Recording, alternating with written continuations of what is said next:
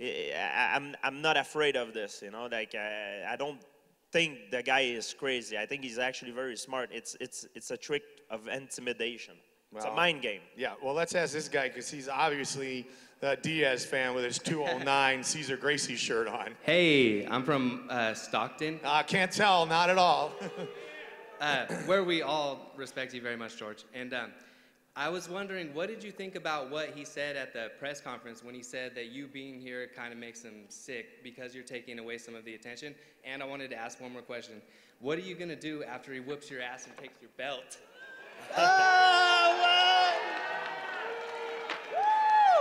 Hey, with all due respect, George, you're a good sport, man. You're a good sport. No, seriously, that's one thing about the fight too. And I want, let me put it this way. I want Nick Diaz to win. That's why, that's one of the reasons, you know, like I said, he insulted me and I don't answer back because I don't want to answer him back and people going to him and say, hey, did you hear what GSP said? He said that thing about you. I don't want this happen. I want Nick Diaz focusing 100% on Carlos Condit. So like that, I want to make sure that he wins. I want to put all the odds on his side, make sure that he wins. So like that, once he's going to win, I'm going to have a chance to fight him. And we'll see about your prediction. Hey, thanks, George. Where you at, George? Where you at? I'm right here. Let me be George. Let me be George. Whoa, I'm so scared right now. Intimidation on me is so massive, I can't handle it. I'm so scared of him. That was pretty good, right? I do a pretty good GSP. I know you've heard that before. I'm going to hit Matt Hughes. I'm going to hurt him. Next up over here. And you know what? I say this with him because I know he's not going to beat me up right now. He's not allowed to explode. There is one thing about this fight that I personally don't like, and that's the truth. Like a lot of media, they're focusing on me, and I'm not even fighting. Like, right. Of course, it's for the title. The winner will fight me. They're already focusing on the next fight. Right. And I truly hope that Nick Diaz is not focusing on me. I hope Nick Diaz is focusing on Carlos Condit, and that's what you should do. That's why I want to be like a ghost, you know. I have to come here, that's my job. UFC, I have to do promotion stuff for the fans and everything. But my wish is I don't want to be in Nick Diaz's brain at all. I want to be like a ghost, and I want him to focus 100% on Condit. And once he's gonna focus on Condit, after that, we'll take our business together. Well, I think we would both agree that if he is not 100% focused on Carlos Condit, you'll probably be fighting Carlos Condit in November. Yeah, he's gonna have his hands full. Yeah. Carlos Condit is no joke. I wouldn't be surprised if Carlos win. I wouldn't be surprised at all. But I cross my finger. I wish Nick Diaz win. I want to fight Nick Diaz more than Carlos. That is tomorrow night, live on pay-per-view, available in high definition, also in 3D in selected theaters. Go ahead. Hey, George. I'm Matt from Cali. I was just wondering, with Rory McDonald, how come he's never brought up, you know, as a Wait a second. Some guy behind you just went like that. Was that your question? Oh man, you got about 10 minutes to come up with another one. You got it? All right, good. Go ahead, Rory McDonald. Yeah, you just never hear about him in the mix. Well, he's 21 years old, 22 years old. I think that Rory McDonald is one of those guys knocking on the door. You will hear about Rory in the mix. I mean, Rory's coming off some impressive performances. If Rory could have hung on for another 62 seconds in Vancouver, British Columbia, he might be fighting for the title already, which is going to bring up an interesting scenario if his mentor and training partner is still the champion at that time. But I don't think that anybody's not factoring in Rory McDonald. I think Rory McDonald is to the welterweight division what Alexander Gus. Why are you screaming, ma'am? If you want to talk, come to the microphone. We are not at Joe Rogan's comedy act. Zip it, lock it, put it in your pocket. Thank you. All right, so that's my point. It's like Alexander Gustafsson at 205. He's right there, and I know this man will tell you that Rory McDonald's probably a future champion. Oh yeah, Rory McDonald, he's amazing. He's very young, and he's just kidding. Time for time, he's much better than I was when I was his age. He's a new generation, and in 10 years, the new guy will be even better, and 20 years will be even better. That's how the sport goes. All right, thank you. Thank you, and thank you guys. Anytime you want to comment, microphone's right there. What up? Whoa, what? Seriously. See, seriously, there's no. That's why day drinking is just bad. Quit ordering doubles. Stop it. So you lost at the blackjack table, but I got free drinks. No, you didn't. They cost you $80 a piece. Like, think, people. Next one over here from the hot chick. Hi, GSP. My name is. You can ask as many questions as you'd like, ma'am. Oh, okay. Yes. My name is Jermaine. I'm from Phoenix, Arizona. And I was going to ask about the picture, but this guy beat me to it. So I guess I have a future question. I know after, you've heard of the super fight between you and Anderson Silva. I mean, I'm sure after this fight, after you beat the person who wins this fight, you think that would ever happen, the Anderson Silva fight between you and him? It depends of the outcome of all the fight and what is going on, you know. Like maybe after I'm finishing, maybe when I win the fight against the winner of Condit Diaz, it will be another up-and-comer fight, another up-and-comer guy that everybody want me to fight him. You know what I mean? And maybe Anderson won't be champion anymore. Maybe I won't be champion. You know, it depends of the outcome. You know, and also if I go in higher weight class, I want to put some weight on me. You know, like now I walk around 188, 190, and the guy that fight at 185, like one of my training partner, Francis Carmon, he's like 215, 210, you know, 215, you know. So I need to gain maybe 25, not 25 pounds. It will be almost impossible, but I want at least maybe gain another 10 pounds of muscle, and you know, it will take time. We'll see when times come, what will be my decision. Okay, all right, thank you. Or maybe in a catch weight, you know, there's a lot of options. Okay, thank you very much. What George is saying, he's going to make Anderson starve himself and meet him at 180, right? Which is a good strategy by you, right? Good. Hey, Anderson, I think before Anderson is about the same fighting size at as Francis. Yeah, but before a few years, he was fighting at 167. That's crazy, isn't it? Yeah, like it was when he was fighting in Japan. Yeah, so like, now he's bigger, but like the way I'm built, my physique, I have very hard time gaining weight. I don't get fat, you know, but I don't. We know. I don't lose weight, but I don't gain weight easily. We know, so George. It's hard for me. And keep in mind that I heard in Chicago that Anderson's not even the champion anymore. Chael Sonnen is. Didn't I hear that? So I don't know.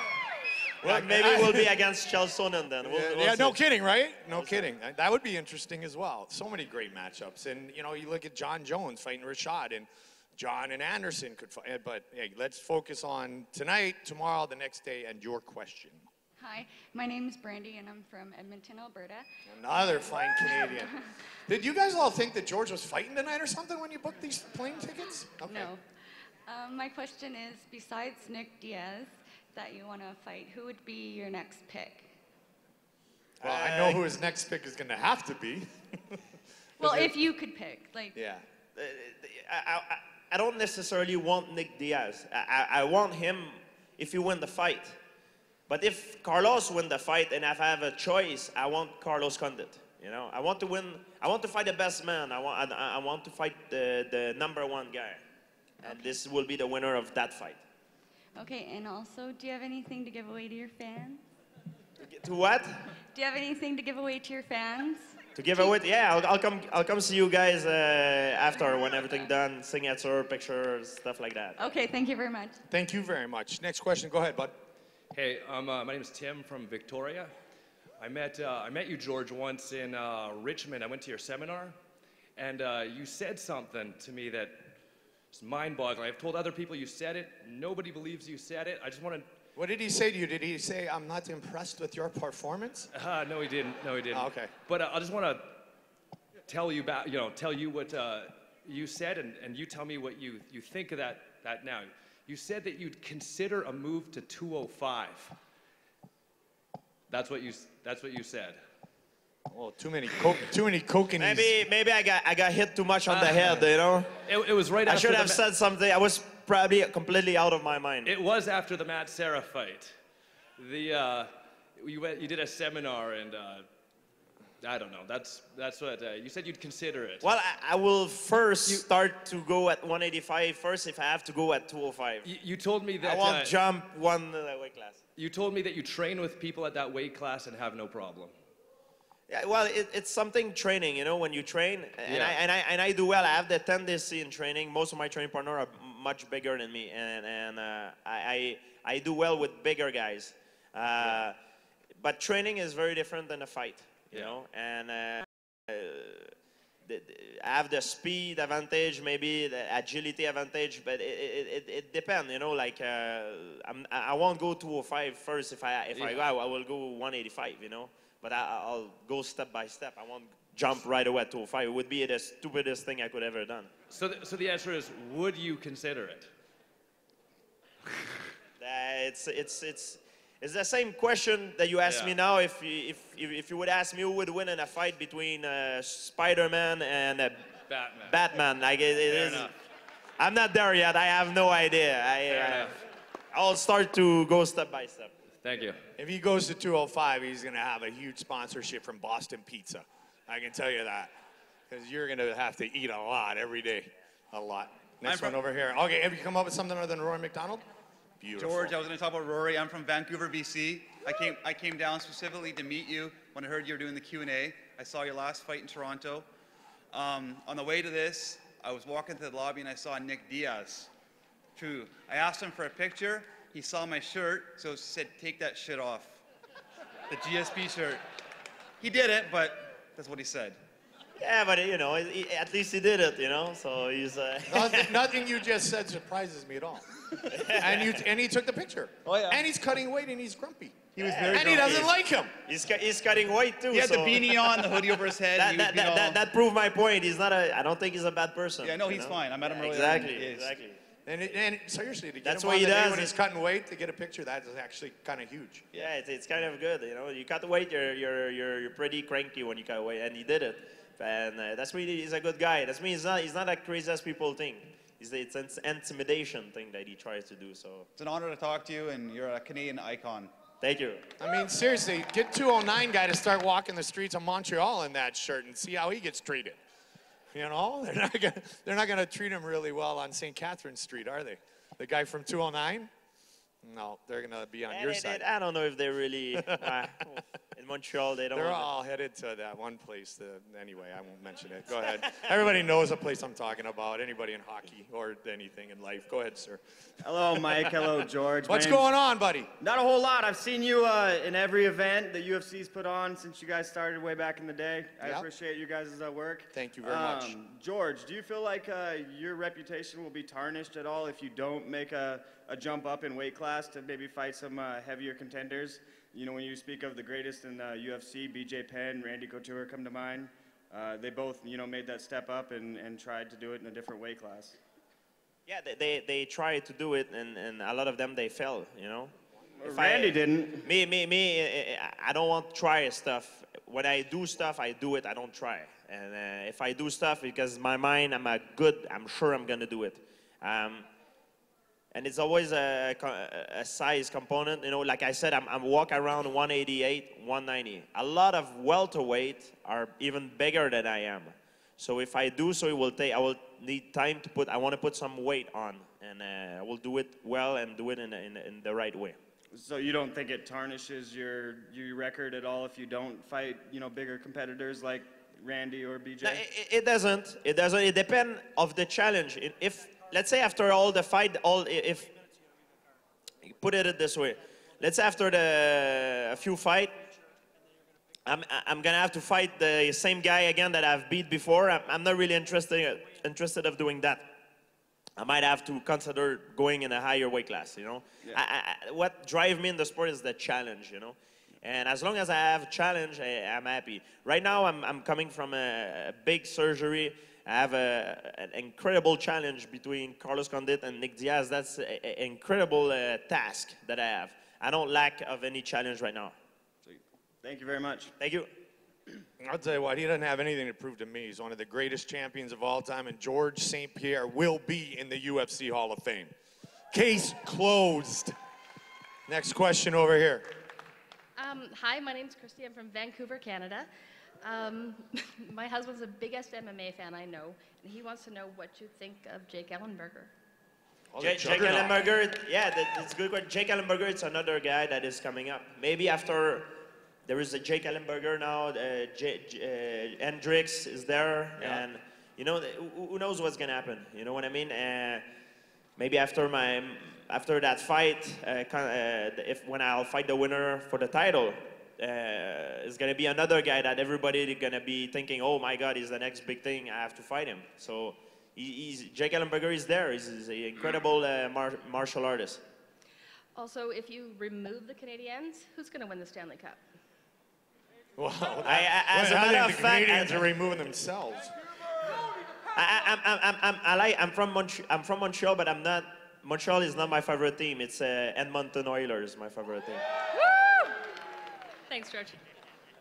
The Stanley Cup is going to be the New York Rangers and the San Jose Sharks.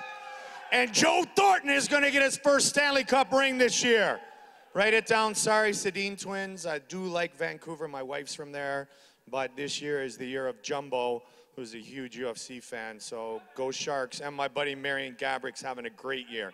Spectacular year. Blackhawks beat it.